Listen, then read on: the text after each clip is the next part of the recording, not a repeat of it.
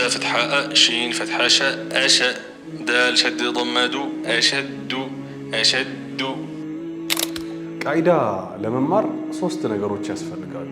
ይህም ቁርአን መሰረታዊ ትምህርት የሚባለውን ቃይዳን ለማወቅ ማለት ነው። የመጀመሪያው የአረብኛ ፊደላትን በትክክል መለየት ነው። ሁለተኛው ደግሞ እነዚህ የአረብኛ ፊደላት ተቀጣጥለው የቃል መጀመሪያ መካከልና መጨረሻ ላይ ሲመጡ መለየት ነው። ሶስተኛው ደግሞ እነዚህ የአረብኛ ፊደላት ላይ ማለትም ተቀጣጥለው ሲመጡ የአረብኛ ሐረካ የሚባሉት ፈትሐ፣ ከስራ፣ ضማ፣ ሸድ እና ስኩን እላቸው ላይ ሲቀመጡ መለየት ነው።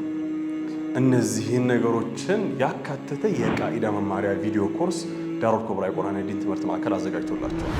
እነዚህን የቪዲዮ ኮርሶችን ስትከታተሉ አጋዥ አፕሊኬሽንም ጎን ለጎን አለ።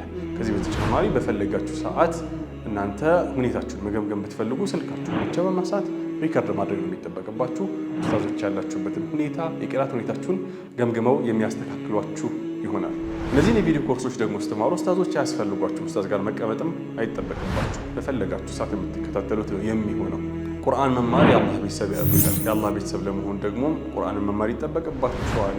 እኛ ደግሞ ይህንን ልዩ የሆነ እድል አመቻችተንላችኋል። ቀድማችሁ ግን መመዝገብ ይኖርባችኋል። ለመመዝገብ ባዮ ላይ ያለው ሊንክ መጫን ይኖርባችኋል። ሰላም አለይኩም ወራህመቱላሂ ወበረካቱ።